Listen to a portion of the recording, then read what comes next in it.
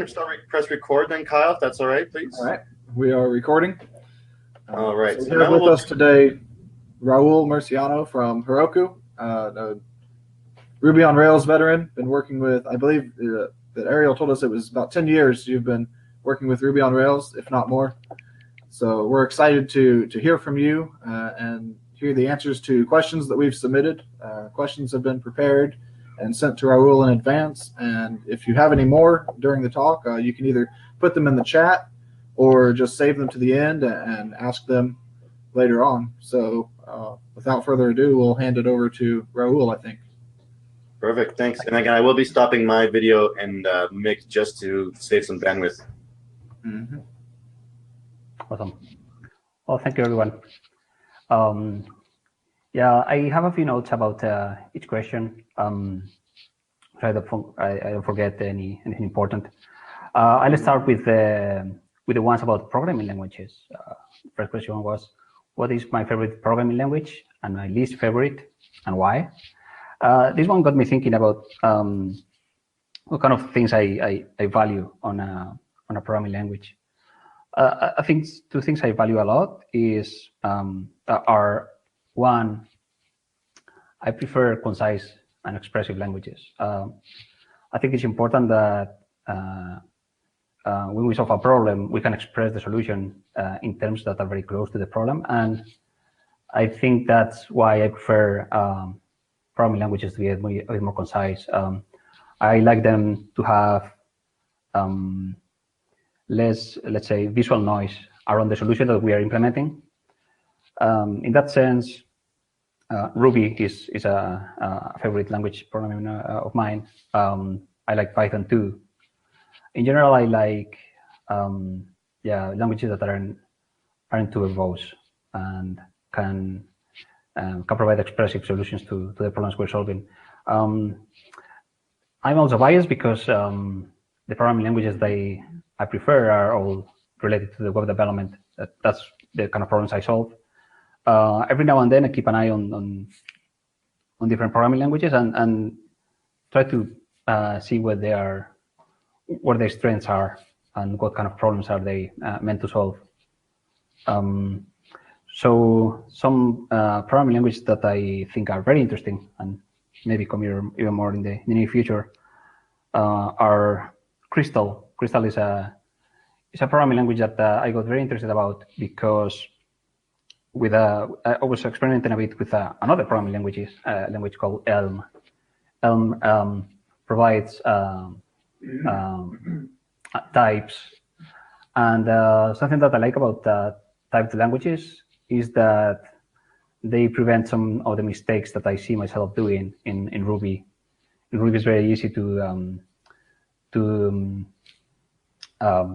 forget about checking nils, empty values. It's very easy to mix up the order and some params in a method call, and that kind of stuff. It's very easy to prevent using a typed language. Some of the type languages that I used in the past were very verbose. You have to declare types over and over again all over your program. And Crystal takes a very concise approach to this. It infers the types in most of your method calls. And it combines, I think, the kind of syntax that I prefer on Ruby with a very powerful type system. It's also very efficient.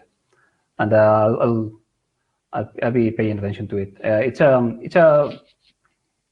language that has been developed by a very small team, which I think is amazing. Nowadays, most of the modern languages that I see are sponsored by big companies. We have Go sponsored by Google or Rust by Mozilla. So yeah, Crystal is probably one of the languages I'd like to use sooner than later in some serious project. Other languages that I find very interesting, I mentioned Elm earlier. I like Elm because it follows a similar workflow than React, and it also forces you to use functional programming. Functional programming, I think it's one of the things I need to spend more time investigating. I think it's again another way to write more solid code and avoid shooting yourself in the foot.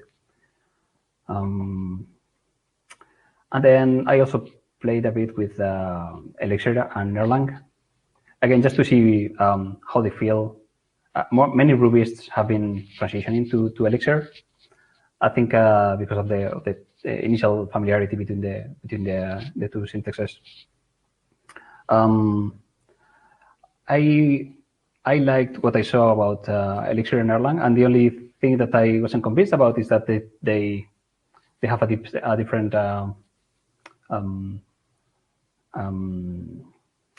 process model. They tend to parallelize many things, and I think that wasn't a great fit with the mindset I take when solving a problem. That's because probably I'm not used to that kind of language and model. So yeah, favorite languages right nowadays, Ruby, then Python are probably the least favorite. I struggle with this one. Probably the least favorite language from the ones I use is JavaScript, just because I've been fighting with JavaScript for too many years, every now and then. And the problem with fighting with a language or a problem for some time, every now and then, is that you never get to know the language properly. In my case, I tend to work mainly on server-side apps and just use JavaScript for small sprinkles or enhancements in different, very specific areas of an application. So yeah, I think I lacked knowledge about JavaScript back at the time, just because well, I'm a veteran, like you said. So I've been working since the time of the browser wars, when you had to use jQuery to isolate your JavaScript code from the specifics of the differences between the browsers when it came to supporting JavaScript. I'm rambling a bit, so if you have any specific questions about any of these, let me know. I'll be happy to keep talking about that, but I'll probably be a bit.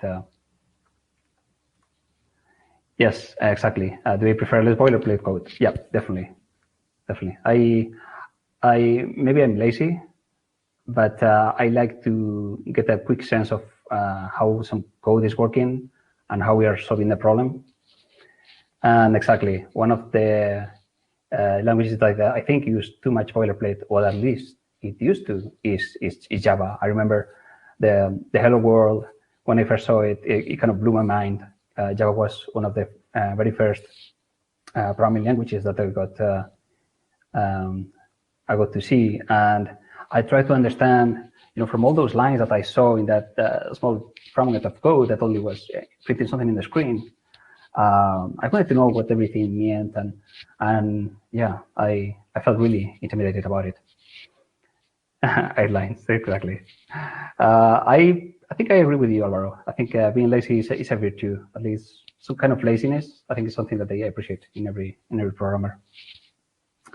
Which concepts of JavaScript I find most confusing? I'm sorry, I'm jumping into the Q&A here. I think it's okay if I don't run for too long. Yeah, that's not a problem at all. Don't worry about it. So, sorry, say that again? So that's not a problem at all. Don't worry about it. Cool. Please let me know if I'm spending too much time or running too much. Yeah, just quickly going over the JavaScript concepts that I found more foreign to me at first. The prototypal inheritance, I found it confusing at first, and the different scopes and the reference to these. I remember being confused about those back for a long time. And then asynchronous code in general is something that I don't tend to work with. And yeah, sometimes I feel that I'm distracted, just fighting the wrong battles. I don't like seeing myself trying to debug asynchronous calls if I can just avoid them and use them. Yeah, I think those are the main points of confusion for me, at least back at the time. Something that I struggle with as well with JavaScript is that as I'm getting older, I tend to prefer languages that have a unique way of doing something or expressing something. And with JavaScript, I see that they are kind of adding new layers of features and also complexity, and different notations to express the same solution, and many different ways to implement the same thing. And I'm not sure I like that. I remember hearing about Lua, the language, and how in a certain release they removed features from the language. I found that amazing. Like I was seeing back then all other languages trying to kind of expand the market by doing more, by adding more features to the languages, which in my head, it adds complexity. And I tend to prefer more unified code and more unified solutions nowadays. But again, perhaps it's just me being lazy or old or both. Next question I had is, how has Ruby on Rails changed since I started working with it? Well, I think I started using Rails in production code when it was Rails 2 point something. Yeah, it's changed a lot for sure. And I remember that at some point it got very modular, much more configurable, and I thought I had my mixed feelings about that at the time, because one of the values that I saw on Rails was the convention over configuration, and trying to open Rails to all kind of different backends and different I don't know, caching strategies. I thought it could be a bad thing, and just because of the exploding number of combinations that you can end up using for the different modules and the different tools that you can use around it. But at the same time, it proved to be a good strategy. I don't think Rails would have had so much success in terms of adoption if it wasn't by adding all this. Something that I also appreciated about Rails is that it's been adapting itself to different changes that we've seen in the world of web development. I think Rails was, to my knowledge, one of the very first mainstream frameworks on adopting REST, for instance. Something that also I like is that they've been embracing things like assets compilation. Nowadays, they're using Webpack, which felt kind of a heresy a few years ago. So I think that while Rails keeps being opinionated, it's been a bit more open nowadays, and I think I like that. What else? Things that have improved on Rails could be things like speed, for sure. I think it's much faster to run a test suite now than it was back then. Things like opening a Rails console or just spinning up an app are nowadays much faster. Most of the merit can go to the Ruby team and not due to Rails itself. But yeah. And then the upgrades have also become much easier now. I remember having a number or two back then trying to upgrade a few release apps. So yeah, something that I really appreciate from the Rails team. I think those are all the questions I saw about programming languages, Rails. So the next batch of questions, I think they are all related to Heroku. The first one I got was, what are the differences between Heroku and Docker? When would I use one versus the other? So this may require some explanation. I don't know if we can do a kind of a quick show of hands in the chat. How many of you are familiar with Heroku? How many of you have used Heroku to run an app?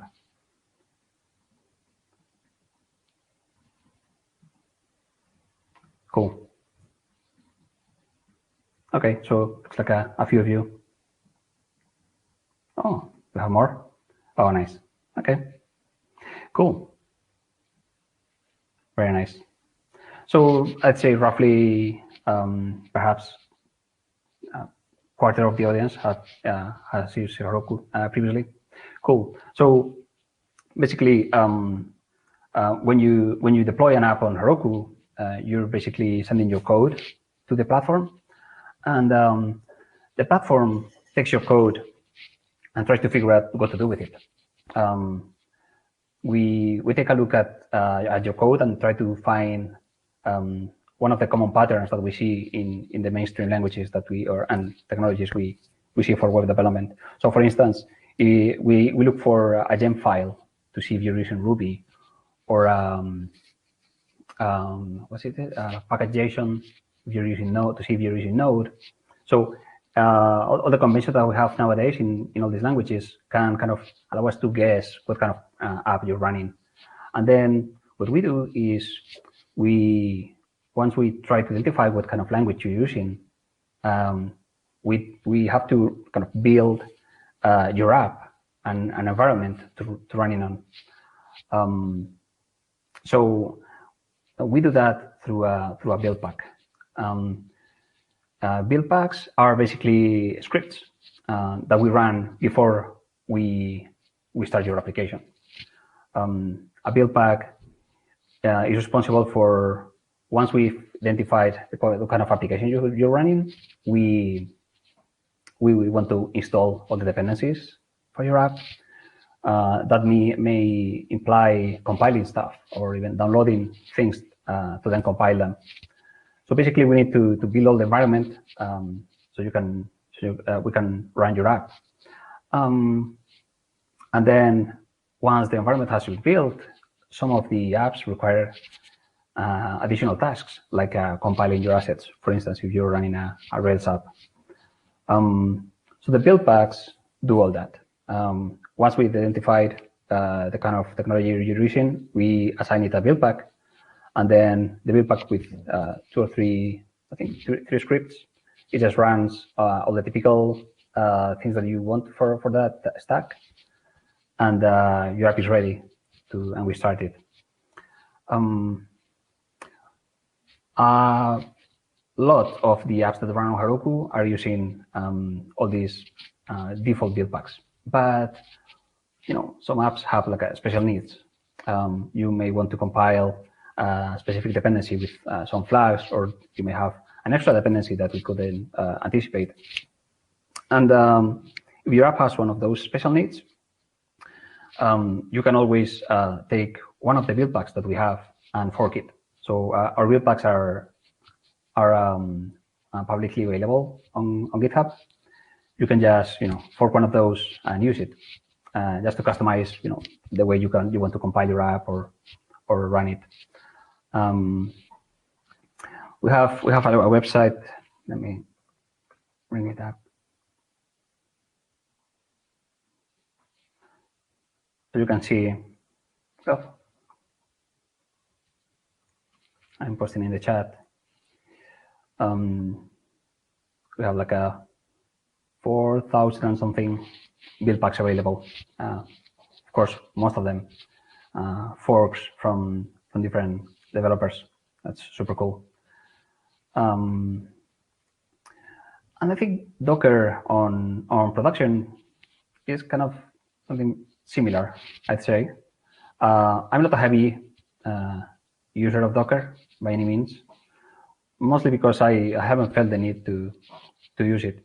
Something very cool is that you don't have to choose between Heroku or Docker. You can use both. You can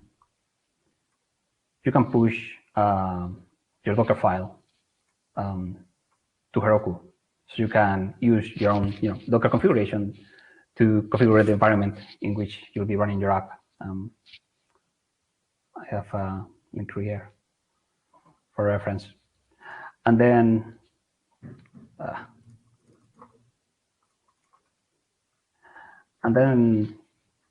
things can go the other way around. At some point, the Heroku team has published Docker images with the environment that we use, the base image that we use to run your apps on Heroku. So you don't have to choose between the two. You feel like you prefer to have you want to follow the Docker approach, you can just use your own Docker file and configure your image yourself. You prefer to use a build pack, that's also possible. Something cool about build packs is that they've been adopted by different companies, even some competitors, which I think it speaks a lot about the how easily and approachable that approach is. I think that's all I have on Heroku and Docker. I see it as two options, not mutually exclusive. What makes Heroku unique? Why use Heroku? How would you explain Heroku to a 5 years old?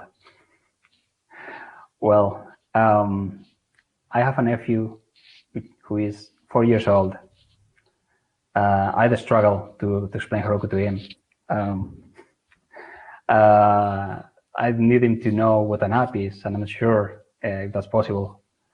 I probably tell him that these video games that he's playing on my brother-in-law's iPhone, those games are created by someone, and they typically have to be connected to the internet so he can play with other people or download new updates and so on. So basically, someone is writing those games for him, and they travel through the internet to the phone. I'm guessing that Heroku, described to him, could be a way for the people who write those games to share them with him. Roughly speaking, I don't know if I go more into detail. For slightly more experienced audience, Heroku is a way to run and distribute your platform, your applications in a, I think, easy and simple way. So I don't know how many of you have heard about the Heroku story. It started being an IDE. It was an online editor that you could use to write your race applications. And the Heroku team worked super hard. The browser support for JavaScript and this kind of code editors wasn't nearly as powerful as it is right now. Doing anything there, implementing any feature, it was hell, really. And it turns out that after all that work, there was a very specific area in the editor that was very popular, and it was a small button where you could click and upload your code, your Rails app, from your local disk to the platform. And that was basically the most used feature by far in that editor. So what the Heroku team did is they focused on that feature, they pivoted, I guess, and they ended up abandoning the editor because it wasn't so successful. So the main focus during that time for the Heroku team was to make very easy to deploy apps in a cloud environment. After that, they've been trying to think about the right thing of doing, the right way of doing things that are common across all the operations for an app. So they've come up with solutions to easily roll back an application, to easily share the permissions of your app with someone else, the right way to configure it, the right way to even architect an app. I don't know how many of you are familiar with the 12-factor website. And here, I think it's a super valuable document. I think it's still, it's been there for quite a few years now, and I think it's still lots of valuable lessons. So Adam Wiggins, one of the Heroku founders, wrote it, and it provides some guidelines to architect your app, so it's resistant to changes in the environment. it's easily portable. Something that many people don't know about Heroku is that there is barely any vendor lock-in. Most of the apps that I'm running on Heroku could be easily ported to a different cloud provider without much effort. And I remember back at the time, many complaints about Heroku trying to get you to do things in the Heroku way. I remember people complaining because they wanted to store the file uploads from the users in the same server that was running the app, and just keep them there. And Heroku was kind of forcing them to store those files somewhere else. I think nowadays we are all on agreement that that's not the best way to go, and it feels much more solid to store those files in a service like S3, for instance. In general, some of the things that Heroku does are good for the platform, but also very healthy for your app. Something that I think the 12-factor website and Heroku, the platform, encourage are very healthy. One of them is, for instance, so basically they try to decouple your app from the server that is running it. And I think that's great. That's a super solid approach, because that way, if anything happens to the server, you can just basically, start a new one, deploy your app there, and keep running it. I think that's basically what Heroku does. When something happens in the server and you don't even notice. Something else that Heroku does is that it restarts your app every day or so, and potentially moves it to a different server. And everything is super transparent. You don't notice. So basically what Heroku has built is, I think, a set of well-chosen patterns and principles and abstractions on top of what a modern cloud computing environment is. So in terms of simplicity, I like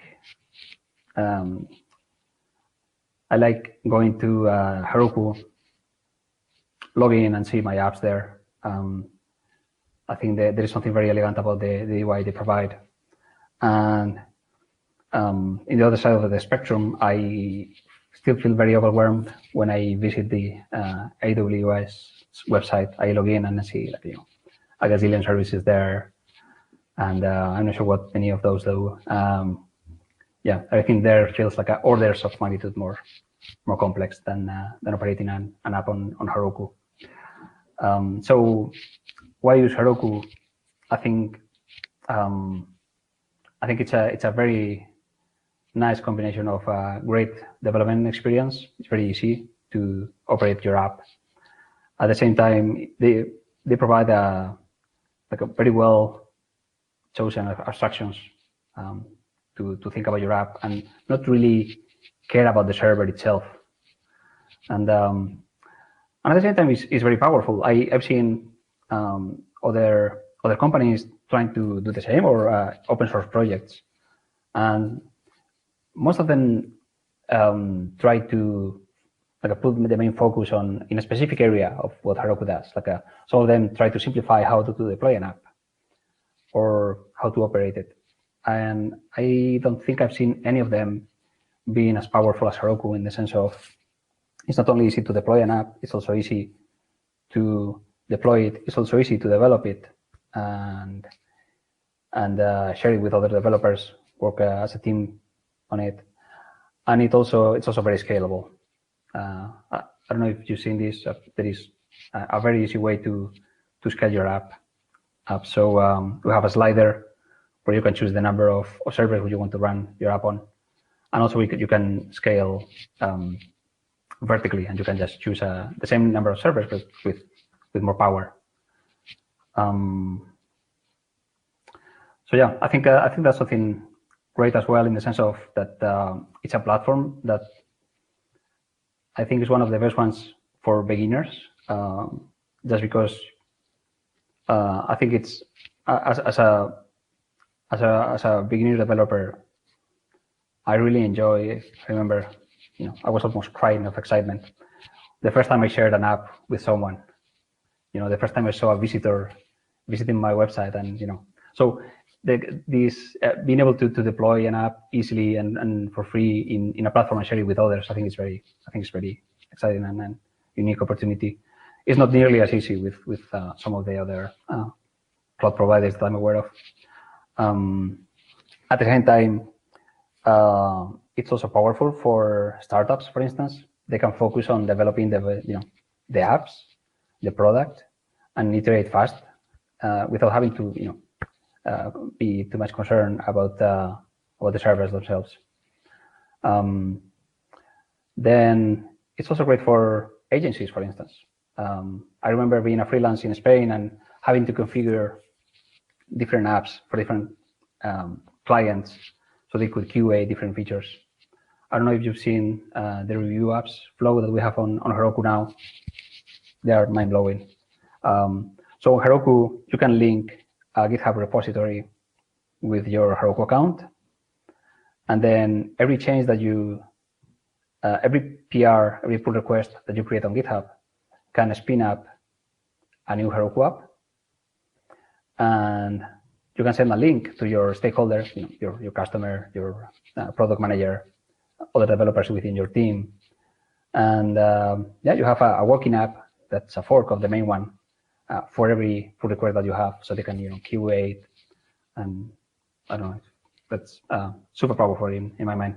We really enjoy that workflow in my team. And it's also excellent for development agencies and freelancers. And then at the other side of the spectrum, we have all these big companies with enterprise products. Many of those have to navigate through complex systems of team collaboration. Some of them have strong legal requirements.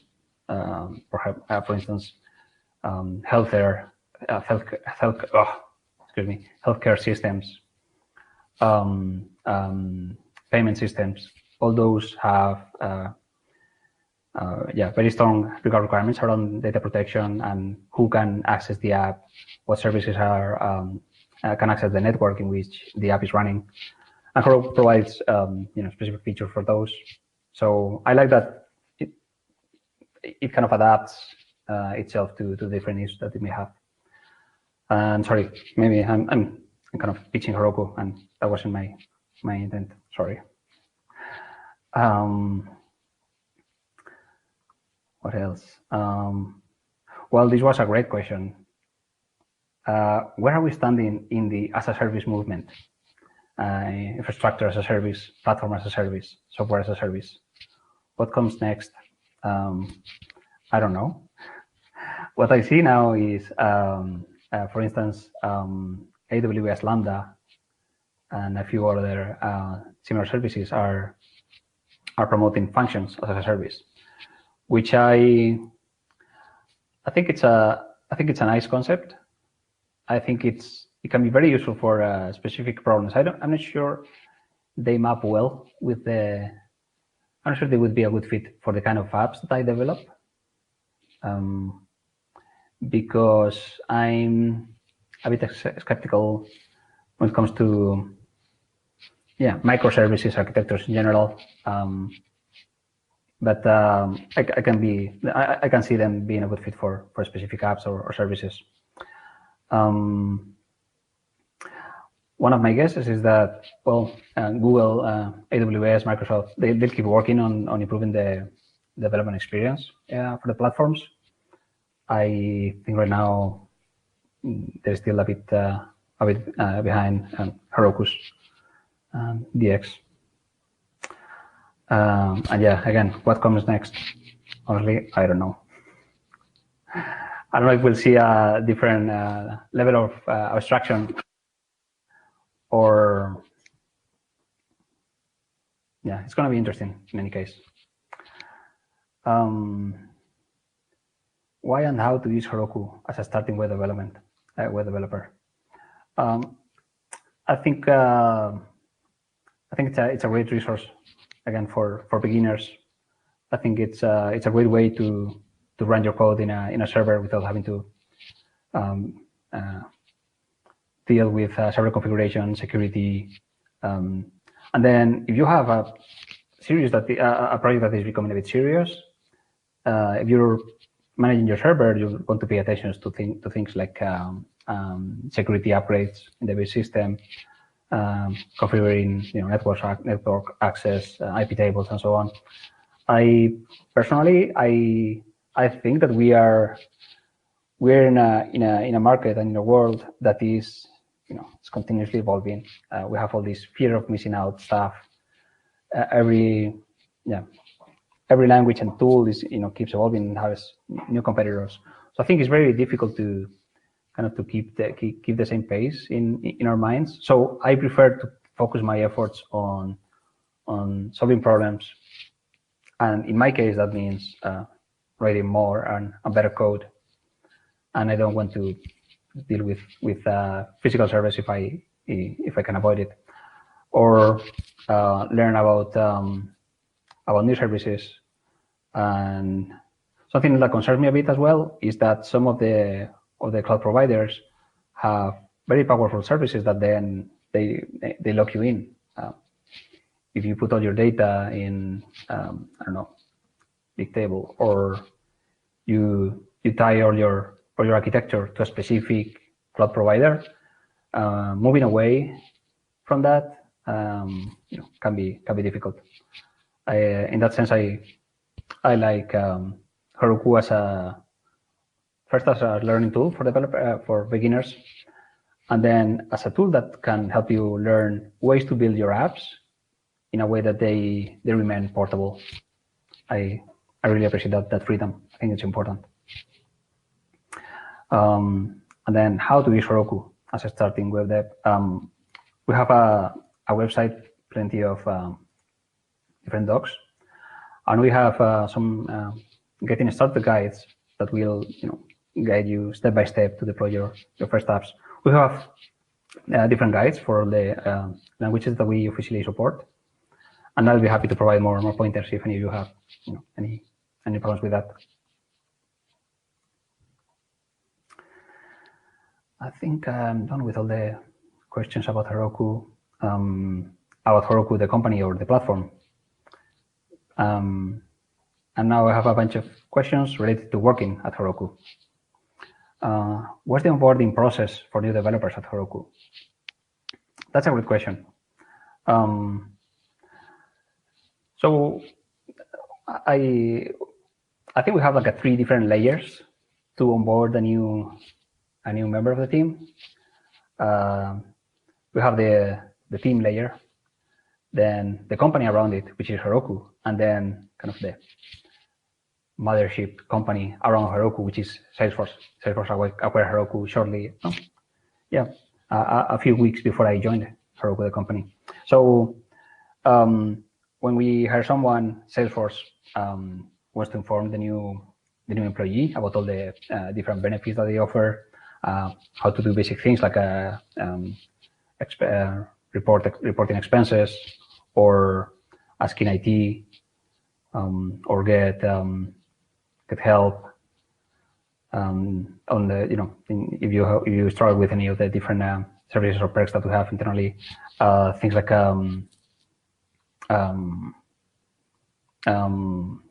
company culture and all the different programs and again perks that you have available. Then Heroku has its own kind of onboarding cycle as well. We want you to get familiar with the company, the smaller company, and then we have the team onboarding. We use Trello to track many things inside Heroku, and we have a specific Trello board with all the items that you're going to go through during your onboarding phase. Some of them are related to Heroku, like you need an email account, you'll need access to the GitHub repos, and so on. And then we have a team-specific checklist and Trello board for the same thing. By the time we hire someone in our team, that person has already met most or all the team members, and we basically start working together. I can't say about other teams. In my team, we give you access to everything. We help you out to configure your local development environment. We make sure that you can run all our apps locally, and then we start giving you some work. Initially, it's typically small improvements here and there, just to become familiar with the code base. And we start working in a single app for some time until you get comfortable with it. We try to deploy very often, typically a few times every day. So that includes the newcomers. I think it's very powerful and positive to be able to contribute and ship your work during your first day or two. What else? Of course, we give you pointers to the docs and everything, but we don't expect you to read them during your first days. That would be very time-consuming. So instead, we tend to guide you as you grow and as you learn more about the different apps and the things we do. We teach you about that, and we send you links to specific docs or resources. I don't know if whoever had this question, did they cover all the things you were interested on? I can expand on anything. Cool. Next question was, have I worked for a smaller company for Heroku, and what are the main differences? Well, Heroku itself was much smaller when I joined it. I joined it when the company was around 20 people. We are a bit more than 300 now, and Salesforce is much bigger. I don't know how many thousands of employees we have. And there are definitely some differences. I used to work for smaller companies as well, and I was a freelancer for a longish time in Spain. So yeah, definitely differences. Bigger companies are less familiar. I remember when all the Heroku members used to meet in a single room. Obviously not possible anymore. I remember having problems to start recognizing everyone after we grew up to 150 people. So different feeling, definitely. Bigger companies have an advantage, though. They can be more supportive financially, for instance. The kind of benefits that you can get from a big company are definitely different in terms of equipment. Replacing your laptop or anything you need is very easy, and they can afford things like providing a proper parental leave, for instance.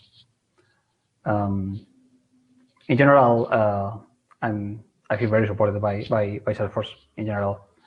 They provide excellent support in many areas, and I'm grateful for that. And I'm sure smaller companies couldn't, they just couldn't afford that kind of care. At the same time, there's downsides too. Of course, bigger companies tend to move slower. In our case, we've had to adjust a bit our workflow to be compliant with certain requirements, legal requirements. And that's been great in terms of quality and in terms of process, but at the same time, you feel that you have to move slower. And that also applies to taking decisions. Sometimes you need approval from more people to do a change, and yeah, the cycles tend to be a bit slower. And other things that have changed is that when the company was smaller, we had less silos. It was difficult to find someone who was a specialist in a specific area. During my first years at Heroku, I helped on different services and apps, and it was very easy to jump onto an app and to do some changes there as we needed. It kind of helps you grow because you learn to get familiar more quickly with a specific code base, and at the same time you can learn more horizontally, I guess, about different areas and topics inside the company. As the company grows, people tend to specialize, and not only on specific apps or services, but also on specific problems, which again is good because in this case you learn more vertically about specific problem domain. But some people may find it constraining.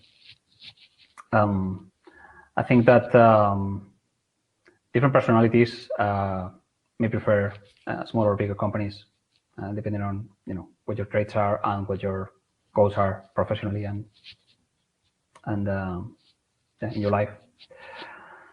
I found incredibly talented people, both in small companies and big ones. So I don't think that makes a difference by itself. And something that I found interesting is that I like feeling that I'm making an impact with my work, and that really motivates me. And in a small company, I've always felt that I'm making an immediate impact in the people around me, which is great. It's easy to forget that when you're working in a big company. You move slower, and you feel that you're adding less value to the rest of the company. And that may be true when it comes to the people just around you, but the reach that you get when you're working in a big company is much different. For instance, as a freelance, I used to develop whole projects by myself, and it felt great. Any feature was developed by me. I had direct impact in the end result of everything that was done on those projects. How many people use those projects? Well, often a few. If I compare that with my current work, I feel that I'm moving slower. I think that I have less power of decision. At the same time, I know that anything I ship is affecting thousands of users, and that's very powerful too. So there are two different ways to make an impact. You can choose which one suits you better. Next question is, what's like to work for Heroku? What was a typical day look like for me? I'll try to be fast on this one because we're running out of time. I'm an engineering manager now, which means that I don't get to focus for too long on a project because I want to take care of the team. So I'm probably spending 50% of my time doing development work and roughly 50% doing other things. It's my first time being an engineering manager, so I try to follow what I saw others doing.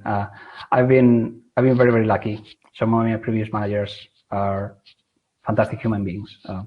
Xavier Noria, Pedro Bello, John Monjoy.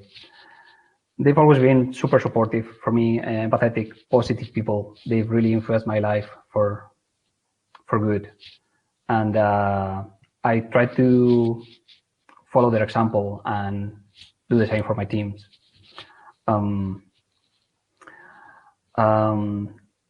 Everyone has different needs, and I try to know each member of the team well enough to know what they need and how to identify if they're feeling stressed or they are concerned, and try to fix that. I try to make them happier and healthier and to support them in any way I can.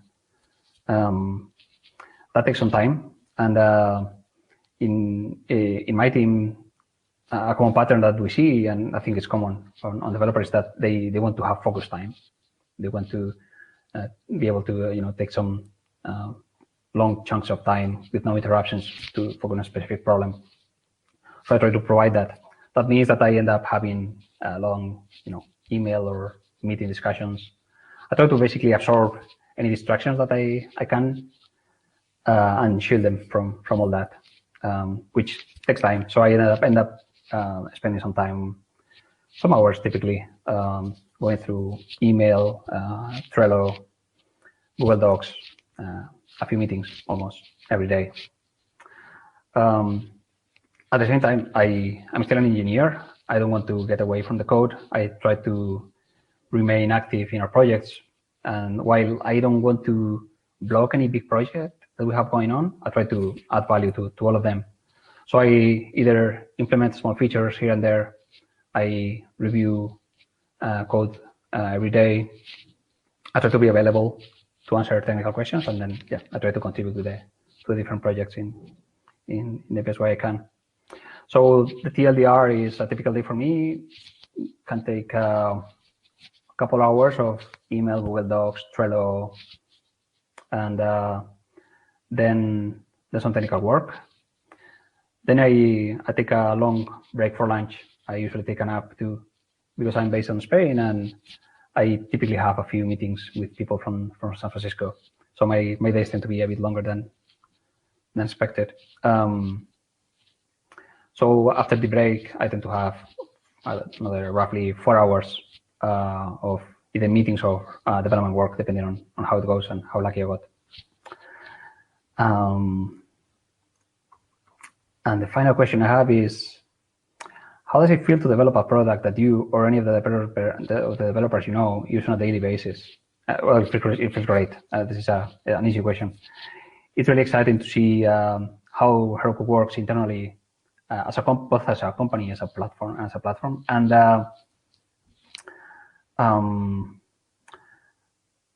I'm also privileged because I get to experience some of the new features before they get released, which is very cool as well. And in general, I feel very fortunate because again, I see that we're making an impact in many people. It's very exciting and rewarding to see people starting to use Heroku as beginners and then grow up professionally, and how they keep using Heroku, and they're fantastic. So oftentimes they send great feedback about the platform. They thanks us, but for the impact we're making on their lives and their careers, and that's super fulfilling, really. Cool. Nice. And a few more questions. Do you have some thoughts on the popularity of Ruby Rails? How has the popularity changed over the years? Also with respect to aspiring developers, do you have any thoughts on the job prospects for any developer learning Ruby and Rails today? I think Ruby and Rails have both a solid future. Of course, there are new languages coming up every day. I think it's rare to find a framework that serves so well to a big variety of applications like Rails does.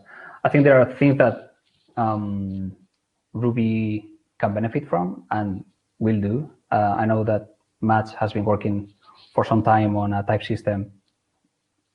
Looking forward to see how that looks like and how it feels. I think Ruby and Rails will keep improving.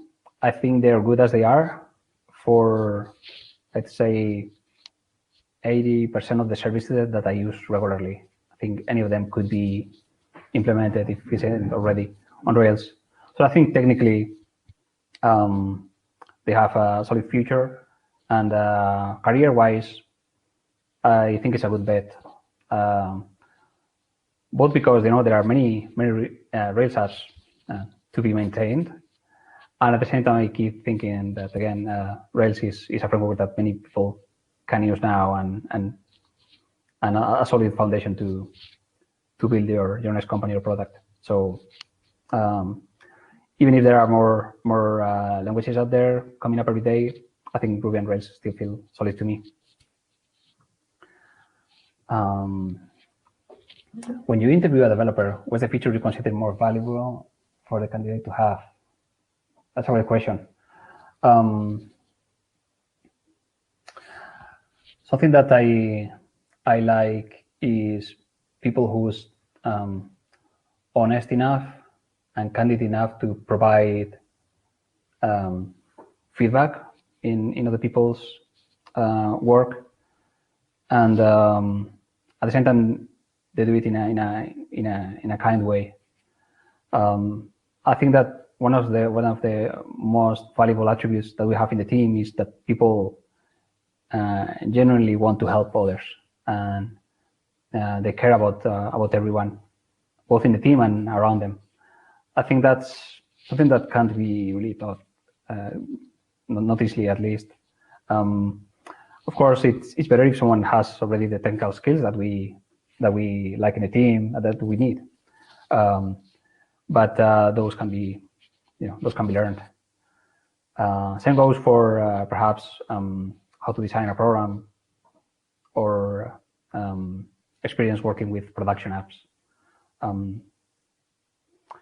But yeah, I think being able to work effectively and kindly with a team, it's something that I value a lot these days. How much programming do team members do on a day-to-day basis? Almost none right now. That changes when someone is starting to develop a new feature and needs help. That's typically the case for new hires. But in our day-to-days, we do rubber duck a bit, but pairing, it's rare, I'd say. Do you hire entry-level developers for remote positions? If so, how do you mentor them at the beginning? That's a great question. We're going to see. We're hiring right now. Some of the candidates that we have, they're not really entry-level developers. They are experienced, but some of them don't have a solid experience working with Redis apps, at least not on production. So I expect to have everyone in the team pair programming or again rubber ducking with the new hires. And then again, we provide all kind of pointers to examples, internal docs, and try to be supportive. And I think that's super important.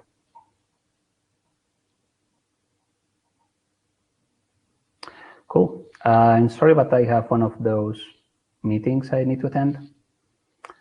But it's been great. I'm here. I'm going to leave my email here. Feel free to get in touch if I can answer any questions or provide anything really.